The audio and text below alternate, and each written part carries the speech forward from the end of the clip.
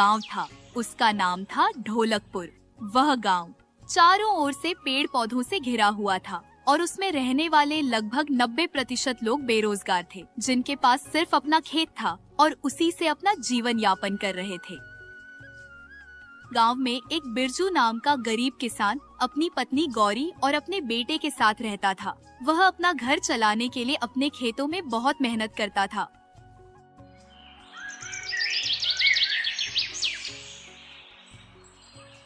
अम्मा, आज दाल नहीं बनी क्या?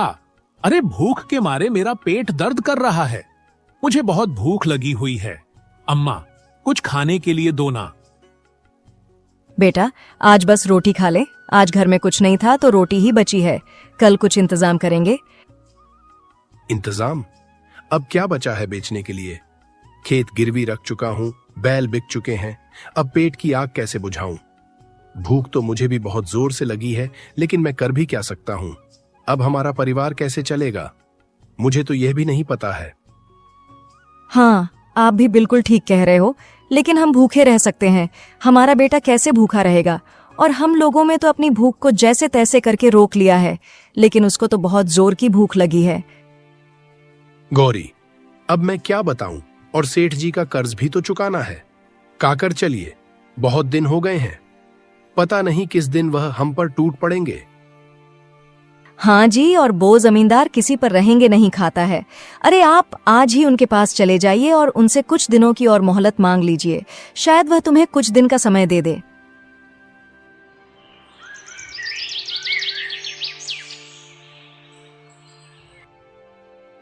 बिरजू सेठ धनराज के पास पहुंचता है। बिरजू को सामने खड़ा देखकर धनराज उससे कहता है, बिरजू, कर्ज चुकाने आए हो या और मोहलत मांगने? तुम्हें देखकर तो ऐसा लग रहा है कि तुम बड़े उदास हो और तुम मेरा कर्ज तो कोई हालत में चुकाने ही नहीं आए होगे।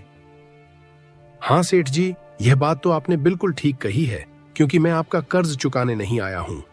अरे मेरे पास पैसे ही नहीं है तो अभी आपका कर्ज कैसे चुकाऊंगा? और सेठ जी, इस बार बारिश नहीं हुई, फसल सूख गई। थोड़ा और समय दे दो। समय से कर्ज नहीं चुकाया तो ब्याज बढ़ता जाएगा, समझे? अगर नहीं चुका सकते तो खेत हमारे नाम कर दो। अरे जो पता है तुम लोगों को कि तुम कर्ज नहीं तो चुका सकते, तो पहले से ही मुझे कुछ ना कुछ चीज यहां पर अपना खेत, घर दे दो, जिससे मैं भी निश्चिंत होकर रहूंगा। बिरजू का चेहरा सफेद पड़ जाता है। उसके लिए खेत सिर्फ जमीन का टुकड़ा नहीं, बल्कि उसके पुरखों की निशानी है। और फिर वहां सेठ धनराज से कहता है, अरे मालिक, ऐसी बात नहीं है। अगर इस बार फसल ना सूखी होती तो मैं आपका सारा पैसा अभी लौटा देता। और रही बात मेरे खेत को आपका नाम करने की, तो मालिक मैं यह नहीं कर सकता, क्योंकि यह मेरे पुरखों की जमीन है, इनकी निशानी है। इसीलिए आप मुझे कुछ दिन का समय दे दो। देखता हूं, शायद मेरी फसल जल्दी से तैयार हो जाए। बस मैं आपके सारे पैसे तुरंत लौटा दूंगा। देखो बिरजू, तुम्हें जो करना है जल्दी करो। मेरे पास इतना समय नहीं है कि तुम लोगों को मोहलत ही देता जाऊं। और अगली बार से मैं कर्ज पर पैसे तो दूंगा, लेकिन सबसे पहले उस व्यक्ति की कोई ना कोई कीमती चीज या फिर खेत घर अपने नाम पहले ही करवा लूंगा। अगर उसने समय पर पैसे चुका दिए तो मैं उसका खेत उसके नाम कर दूंगा, और नहीं चुका पाए तो अपने नाम ही रखूंगा। अब जाओ यहां से और जल्दी से कुछ ना कुछ इंतजाम करो। सेठ धनराज की बात सुनकर बिरजू वहां से चला आता है और बिरजू परेशान होकर गांव के चौपाल पर आता है। उसे परेशान देखकर गांव का दूसरा किसान रामलाल उससे पूछता है, बिरजू, सुना है सेठ धनराज तुझसे खेत छीनने वाला है। अगर वह तेरे साथ ऐसा करेगा तो तू तो बेखेत हो जाएगा। और मुझे तो ऐसा लग रहा है कि यह धनराज तेरे साथ कुछ अच्छा नहीं कर रहा है।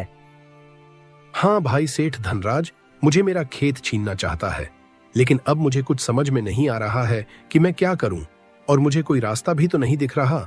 रामलाल, क्यों ना हम सब मिलकर विरोध करें? सेठ यूं ही गरीबों को लूटता रहेगा, और इसने आज तक हम किसानों का कुछ भी भला नहीं किया है। मुझे तो कभी कभी इस पर इतना ज्यादा गुस्सा आ जाता है तो इसका गला ही घोंट दूं। हाँ भाई, तुम बिल्कुल ठीक कह रहे हो। अगर हम 7 किसान भाई विरोध करें तो शायद कुछ हो सकता है।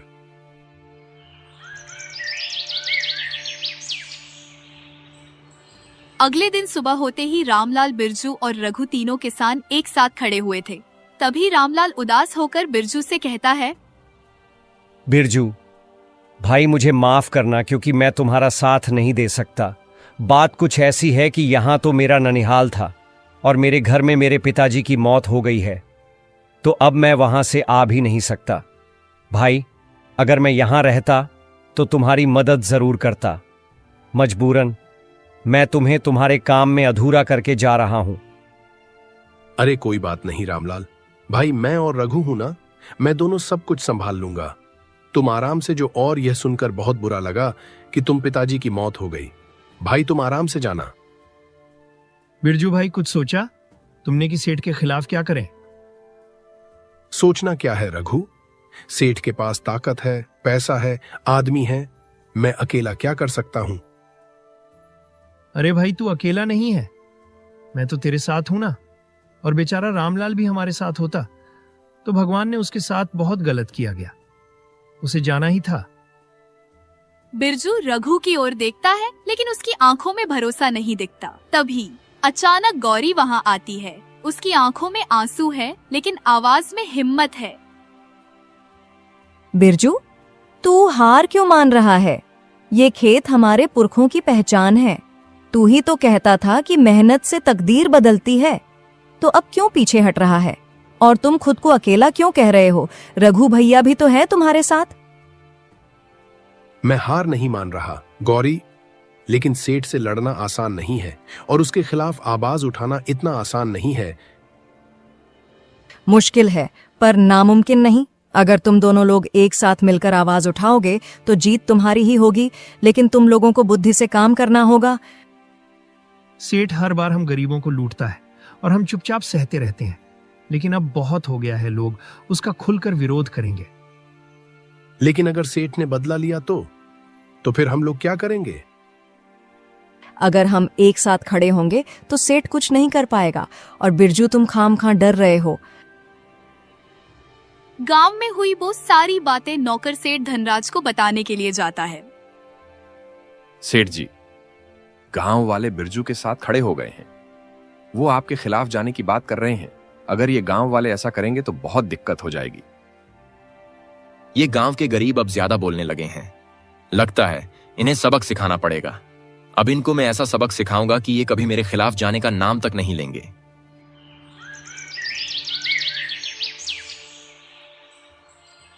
घर में दोनों पति पत्नी शाम को खड़े हुए थे। तभी गौरी बिरजू को चिंतित देखकर उससे कहती है, अरे आप इतनी चिंता क्यों कर रहे हो?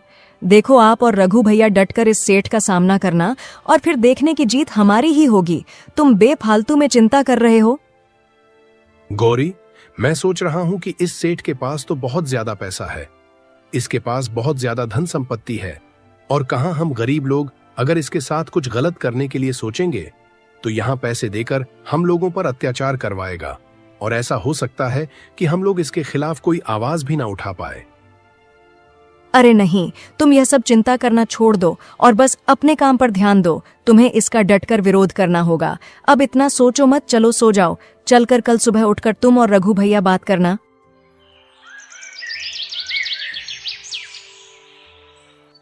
अगले दिन सुबह होते ही तीनों लोग इकट्ठा होते हैं और तभी रघु हो बहुत जोर गुस्सा आता है और वह जोश में आकर कहता है, अगर हम आज चुप रहे तो कल सेठ पूरे गांव को गुलाम बना देगा और हम किसी के गुलाम नहीं बन सकते, और हम लोग किसी के तलवे चाटने के मोहताज नहीं हैं। हम अपने दम पर झेंगे। हम भी किसान हैं और खेत में जो अनाज उगाएंगे उसी को खाएंगे, उसी को बेचेंगे, और इन जमींदार को कभी भी नहीं देंगे। आप इनका खुलकर विरोध करेंगे। लेकिन हमें सावधान रहना होगा। सेठ धनराज ताकतवर आदमी है, वो किसी भी हद तक जा सकता है, लेकिन हम डरेंगे नहीं। ये जमीन हमारी मेहनत की कमाई है, इसे सेठ ऐसे ही नहीं छीन सकता, और अब हम लोग तैयार हैं सेठ धनराज का खुलकर विरोध करने के लिए। सही कहा। अगर लड़ना पड़ा तो लड़ेंगे, और चाहे जो करना पड़े हम लोग जरूर करेंगे, लेकिन न्याय पाकर ही मानेंगे। तीनों को जोश आ जाता है। पहली बार उन्हें महसूस होता है कि वे एक साथ खड़े हो तो कोई भी उनका हक नहीं छीन सकता। इधर सेठ धनराज बहुत गुस्से में बैठा हुआ था क्योंकि उसके नौकर ने उसे बताया था कि गांव वाले उसके खिलाफ साजिश कर रहे हैं। ये गरीब अब ज्यादा बोलने लगे हैं, अब इन्हें सबक सिखाना होगा। अगर इन पर जल्दी से दबाव नहीं डाला गया तो यह मेरे बारे में न जाने क्या क्या बोल देंगे और न जाने क्या क्या करने के लिए तैयार होंगे। हुकुम, अगर गांव वालों ने बगावत कर दी तो मामला बिगड़ सकता है। मुझे तो लगता है कि यह गांव वाले आपके साथ बहुत गलत कर रहे हैं और यह कोई गाढ़ी साजिश कर रहे हैं। डर मत, मैं इन गरीबों को अच्छे से जानता हूं। इनका गला दबा दो, फिर देखो कैसे चुपचाप हमारे कदम चाटते हैं। और इस बिरजू में कुछ ज्यादा ही जवानी छड़ी हुई है जो सबको अकेले ही भड़का रहा है।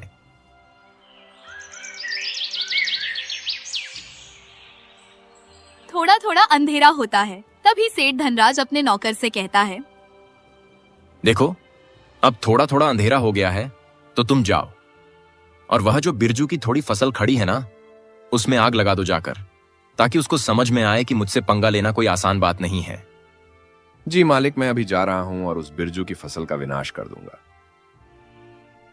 सेठ धनराज का नौकर उतने ही टाइम बिरजू के खेत की ओर निकल पड़ता है। वहां पहुंचकर वहां बिरजू के खेत में आग लगा देता है। सेठ धनराज के नौकर को रघु बिरजू की फसल जलते हुए देख लेता है। उस समय तो वह चुपचाप छिपकर देखा ही रहता है और नौकर से कुछ नहीं कहता। अच्छा, तो तुम हम लोगों के साथ ऐसा कर रहे हो ताकि हम लोग तुम्हारा विरोध ना कर सके। अरे तुम लोगों की भूल है, अभी तो चुपचाप मैं तुमसे छिपा हुआ खड़ा हूं, लेकिन कल देखना कि मैं क्या करता हूं। अरे तुमने बिरजू की सारी फसल बर्बाद कर दी है, तुमने उसका जीना हराम कर दिया है। अब तो तुम्हारी खैर नहीं है। अब तक मैं भी थोड़ा बहुत डर रहा था, लेकिन अब नहीं। अब जो तुम्हें करना था तुम वह कर चुके हो, अब बारी मेरी है। बिरजू की फसल जलते हुए रघु देखता है तो वह आग बबूला हो जाता है, लेकिन उस समय वह चुपचाप छुपा हुआ खड़ा रहता है।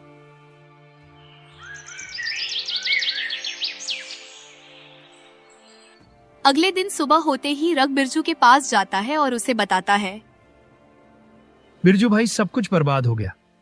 अरे कल शाम को जो हुआ उसे सुनकर आपकी आंखें भी फटी की फटी रह जाएंगी, क्योंकि कल रात को सेठ धनराज का नौकर तुम्हारे खेत के पास गया और तुम्हारी सारी फसल जल दी। अब हम लोग क्या करेंगे? उसने तो तुम्हें बिल्कुल बर्बाद कर दिया है। हमारी सारी फसल जल गई बिरजू, अब क्या होगा? इस सेठ धनराज ने तो हम लोगों को बर्बाद ही करके रख दिया। अब तक इसने हम लोगों पर बहुत ज्यादा अत्याचार किए हैं, लेकिन अब हमें कुछ करना ही पड़ेगा जिससे इसके भी होश ठिकाने आ जाएं। बिरजू का चेहरा गुस्से से तमा उठता है। वह अपने जलती हुई फसल के बारे में सुनकर और मुट्ठी भींच लेता है। अब फैसला हो चुका था, अब चुप रहना मुमकिन नहीं। अब ये अन्याय और नहीं सहेंगे। सेठ को उसी की भाषा में जवाब देना होगा। और मेरी फसल जल गई, ये सुनकर मेरा खून खौल रहा है। अब तीनों के चेहरे गुस्से से लाल थे, उनकी आंखों में गुस्सा साफ झलक रहा था। फिर गुस्से में आकर बिरजू और रघु दोनों सेठ धनराज की हवेली की ओर जाते हैं। तुमने मेरी फसल जल कर रख कर दी है और अब तुम इसका परिणाम भुगतोगे कि मैं तुम्हारे खिलाफ विरोध करूंगा और तुम्हें सजा दिलवाऊंगा। अरे तुम हम गरीबों की कदर करना नहीं जानते। तुम्हें मालूम भी है कि एक फसल तैयार करने में कितना समय लगता है। अरे तुम तो आराम से घर में बैठकर खाते रहते हो। आपने कभी मजदूरों से पूछा कि कितनी मेहनत पड़ती है? लेकिन किसी को बर्बाद करने में तुम सबसे आगे रहते हो, चले जाते हो, मुंह उठाए और उसको बर्बाद ही कर देते हो। बिरजू बिना डरे बिना झिझके ऊंची आवाज में शेर धनराज से बात करता है, लेकिन उसकी ऊंची आवाज सेठ धनराज को बिल्कुल भी अच्छी नहीं लगती और वह चिल्लाते हुए गुस्से में बिरजू से कहता है, क्या बकवास है ये? तुम लोग भूल गए कि इस गांव का मालिक कौन है? अरे इस गांव का मालिक मैं हूं और तू मुझे जवान संभाल कर बात कर, वरना मैं तेरा अभी गला घोंट दूंगा। अरे तुझे बोलने तक की तमीज नहीं है। अरे पहले खुद को देख, उसके बाद मुझे सिखा। अरे मुझे बात करने की बहुत तमीज है, लेकिन तुझे मैं बहुत तमीज वाली बात नहीं करूंगा, क्योंकि तू आदर के लायक नहीं है, तू अनादर के लायक है और खुद को मलिक बता रहा है। अरे मालिक तो इस गांव के सरपंच जी हैं और दूसरे मालिक हम लोग हैं, क्योंकि सारे गांव की जमीनों पर खेती हम ही लोग करते हैं और हम जितने भी किसान भाई हैं सब बहुत मेहनत करते हैं, लेकिन तुझे इसका कोई अंदाजा नहीं है। और हम लोग अपना खेत लेकर ही रहेंगे। और तूने जो बिरजू की फसल जलाई है ना, तुझे उसका भी परिणाम भुगतना पड़ेगा, क्योंकि अब हम लोग चुप नहीं रह सकते। तूने बहुत अत्याचार किए हैं हम लोगों पर। उन दोनों की बात सुनकर सेठ धनराज घबरा जाता है। उसको लगता है कि अब यह कुछ न कुछ करके ही मानेंगे, लेकिन उस समय धनराज चुपचाप खड़ा हो जाता है और कुछ नहीं बोलता।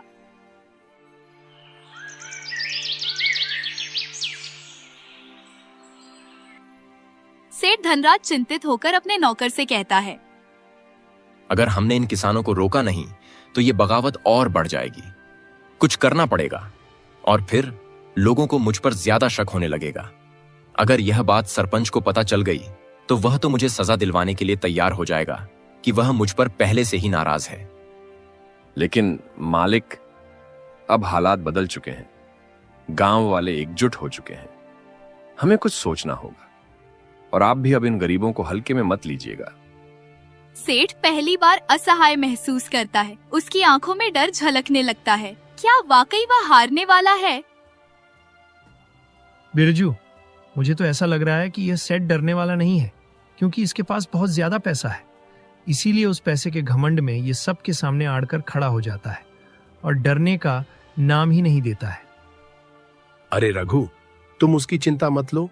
अरे मैं तुमसे आगे खड़ा था तो मैंने उसकी आंखों में डर साफ झलकता हुआ देखा था, और अब यह धीरे धीरे शांत होगा। लेकिन हमें सावधान रहना होगा। ये अमीर लोग आसानी से हार नहीं मानते, और अब जो भी करना बहुत सोच समझ कर करना।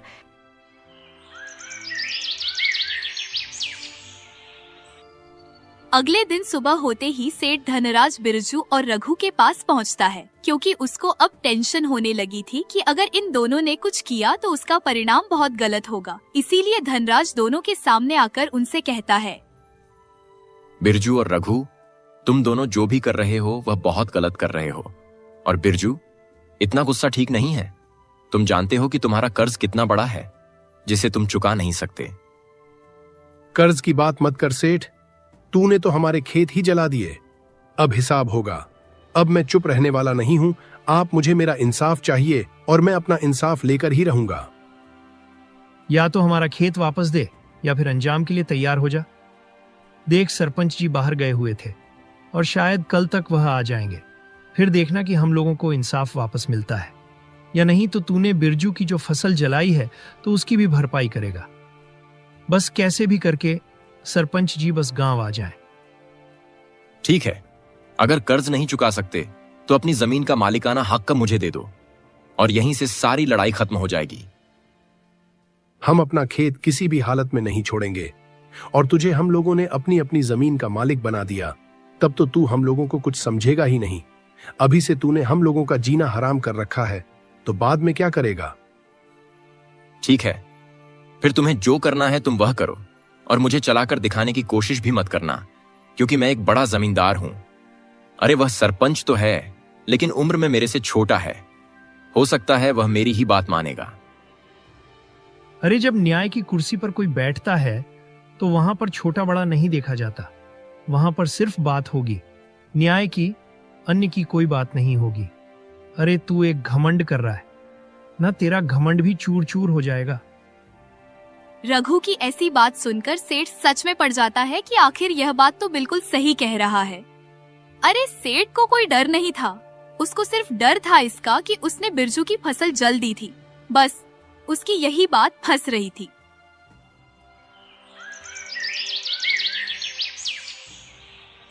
अगले दिन सुबह होते ही बिरजू और रघु सरपंच जी के घर के लिए जाते हैं। नमस्ते सरपंच जी। सरपंच जी, आप इतने दिनों से गांव में नहीं थे तो हम लोगों पर अत्याचार किया गया है। सरपंच जी, उस सेठ धनराज ने हम लोगों का जीना हराम कर दिया है। क्या? तुम लोगों का जीना हराम कर दिया है? आखिर ऐसा क्या किया है उस सेठ धनराज ने? और मैं इतने दिनों तक गांव में नहीं था तो मुझे भी चिंता हो रही थी कि कहीं ऐसा ना हो कि मेरे गांव में कोई समस्या हो जाए, और आज यहां पहुंचा हूं तो समस्या ही आ रही है। अच्छा बताओ, सेठ धनराज ने क्या किया है? सरपंच जी, सेठ धनराज ने बिरजू को कर्ज पर पैसे दिए हुए थे और बिरजू ने उसका कर्ज नहीं चुका पाया तो उसने धमकी दी कि तुम्हारा घर मैं छीन लूंगा।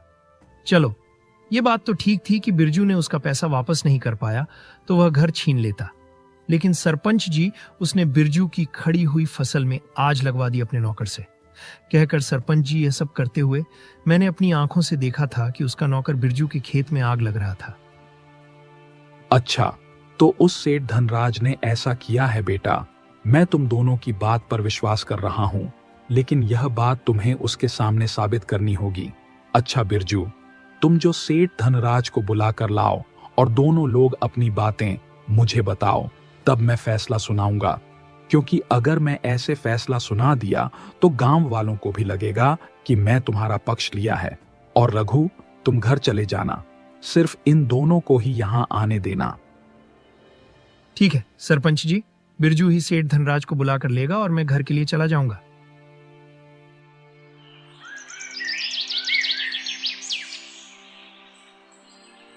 बिरजू सेठ धनराज को बुलाकर सरपंच जी के सामने लाता है। तभी सरपंच जी सेठ धनराज से कहते हैं, क्या हुआ धनराज? तुमने इन गरीबों का जीना हराम कर रखा है। अरे तुमने इस बिरजू की फसल क्यों जला दी? अरे सरपंच जी, मैंने ऐसा कुछ नहीं किया है। यह बिरजू झूठ बोल रहा है। नहीं सरपंच जी, मैं झूठ नहीं बोल रहा हूं। मैंने जो भी बातें आपको बताई हैं वह बातें बिल्कुल सच है, चाहे उन बातों को यह माने या ना माने। उन दोनों की बातें सुनकर सरपंच को कुछ समझ में नहीं आता है कि आखिर सही कौन है और गलत कौन है। तभी उसके दिमाग में एक आइडिया आता है और वह उनसे कहता है, देखो, ऐसे मुझे कुछ समझ में नहीं आ रहा है कि आखिर गलत कौन है और सही कौन है। देखो, मेरे पुराने घर में एक मशीन रखी हुई है जो मेरे दादाजी ने मुझे दी थी, और उससे मैं यह पता कर सकता हूं कि झूठ कौन बोल रहा है और सच कौन बोल रहा है। लेकिन यह काम मैं कल करूंगा, क्योंकि आज मैं बहुत थक गया हूं। और अब तुम दोनों यहां से जाओ। घर जाकर बिरजू दोनों को यह बताता है कि फैसला नहीं सुनाया गया है और वह कल सुनाया जाएगा।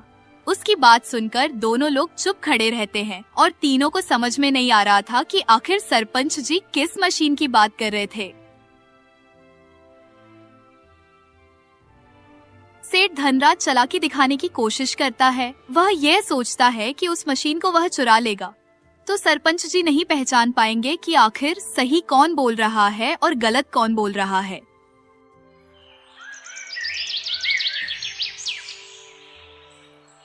सेठ धनराज जैसे ही सरपंच जी के पुराने घर में पहुंचते हैं तो सरपंच जी सामने से उससे कहते हैं, अच्छा, तो तुम ही हो? झूठे। अरे, मुझे पहले ही पता था कि बिरजू और रघु कभी झूठ नहीं बोल सकते, और मुझे कुछ समझ में नहीं आया कि मैं कैसे पता करूं कि तुम सही हो या बिरजू। तभी मैंने तुम लोगों से झूठ कहा था कि मेरी ऐसी मशीन है जो गलत और सही का पता लगा देगी। लेकिन यहां कोई मशीन नहीं है, तुम झूठ बोल रहे थे। इसीलिए तुम मशीन को चुराने के लिए आए थे, और बिरजू बिल्कुल सच बोल रहा था, इसलिए वह घर में आराम से सो रहा होगा। अच्छा, इसका मतलब कि आप एक चाल चल रहे थे? हाँ धनराज, मैं एक चाल चल रहा था और तुम मेरी चाल में आसानी से फंस गए हो। अब तुम बिरजू को उसकी फसल जलाने पैसा दोगे और उसका सारा कर्ज माफ करोगे। तुम जाओ यहां से, कल मैं बिरजू को तुम्हारे यहां भेज दूंगा। तुम उसे पैसे दे देना और मैं तुम्हारी इज्जत बचा रहा हूं। यह बात सिर्फ बिरजू और उसकी पत्नी और रघु को ही मालूम होगी कि तुम झूठे हो। ठीक है, अब जाओ।